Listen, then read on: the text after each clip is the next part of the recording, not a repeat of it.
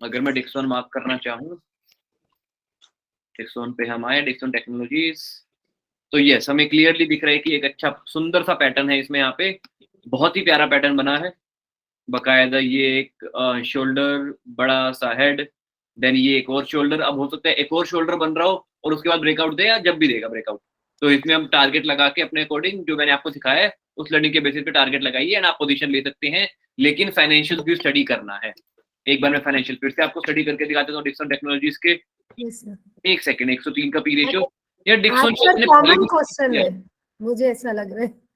नहीं, मेरे को भी एक्चुअली चैट में पूछा है किसी ने, यार डिक्सन का पी रेशियो बहुत ज्यादा है, अगेन इसीलिए मैं फंडामेंटल स्टडी भी कहता हूँ मीडियम से बहुत ज्यादा ऊपर है, मैं नहीं ले रहा डिक्सन में ट्रेड, ठीक है, मैं नहीं ले रहा, मैं साफ साफ मना कर रहा हूँ, डिक्सन में मैं ट्रेड नहीं लूंगा, बिकॉज पी रेशियो बहुत ज्यादा हाई है। 100 के पी रेशियो पे तो मैं कंफर्टेबल यूजुअली होता ही नहीं। लेकिन इंडस्ट्री के साथ कंपेयर नहीं करेंगे क्या पी रेशियो? कर लो कंपेयर इंडस्ट्री के साथ, तब भी बहुत ज्यादा है डिक्सन का, और ये बेसिकली 20 के पी रेशियो, 40 का पी रेशियो तो लॉस मेकिंग कंपनी है, प्रॉफिटेबल के साथ कंपेयर कर रहे हैं हम, तो भी 103 का P ratio is not justified, मतलब उतनी भी कुछ बहुत खास ग्रोथ नहीं है, ठीक है, अच्छी खासी ग्रोथ है, लेकिन ऐसा कुछ एक्सेप्शनल ग्रोथ नहीं है कि 103 का पी रेशियो मेरे लिए जस्टिफाइड है। सर इसको मेरे तो कल मैं इसका टारगेट सोचा हुआ था, तो आज मैंने ये लिस्ट में यही सब लिखा हुआ है डिक्सन का भी, क्योंकि इसका और बाटा दोनों का पी रेशियो ज्यादा था, तो मैंने कल नहीं बाय करके मैंने मंडे की लिस्ट में डाला था क्यूबिल से। बट बाकी फंडामेंटल्स इज परफेक्टली ऑलराइट अगर आप डिक्सन का देखें। हाँ, बाकी फंडामेंटल अच्छे हैं, ग्रोथ भी अच्छी है, चाहो तो कर सकते हो, लेकिन वो ये इतनी हाई पी रेशियो पे मैं इतना कंफर्टेबल थोड़ा कम ही होता हूँ, थोड़ा सा। हाई पी रेशियो में हमारे प्रॉफिट के इसमें क्या इम्पैक्ट पड़ सकता है? चलिए ऐसे क्वेश्चन अगर लें तो क्या समझ में आया? बेसिकली पी रेशियो हाई उन कंपनीज की होनी चाहिए जिनकी ग्रोथ बहुत ही अच्छी हो रही है, और मीडियन के बेसिकली अराउंड एटलीस्ट होना चाहिए, मीडियन से नीचे होना चाहिए बेयर मिनिमम।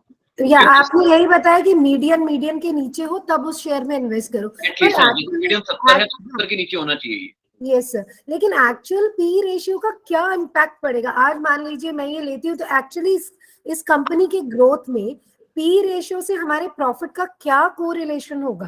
तो बाकी सब पी रेशियो होता है स्टॉक का प्राइस पर share divided by earning per share, मोटा मोटा मार्केट कैप की स्टॉक कंपनी कितने में बिक रही है डिवाइडेड बाय कंपनी के पिछले साल के प्रॉफिट कितने थे। 232 है और ये भी 230 समथिंग है, तो 103 के आसपास बन रही है रेशियो, आप देख पा रहे हो। तो मोटा मोटा अगर कंपनी की अर्निंग इतनी ही रही, मैं बस अज्यूम कर रहा हूं, अगर कंपनी की अर्निंग इतनी ही रही तो मेरा पैसा वापस आने में कंपनी को मेरी इन्वेस्टमेंट जितना या अपनी मार्केट कैप जितना प्रॉफिट कमाने में कितने साल लगेंगे। पी रेशियो का ये मतलब होता है। अब आप क्या चाहते हो, आपका पैसा 30 साल में वापस आए या फिर 100 साल में वापस आए? आप बताइए।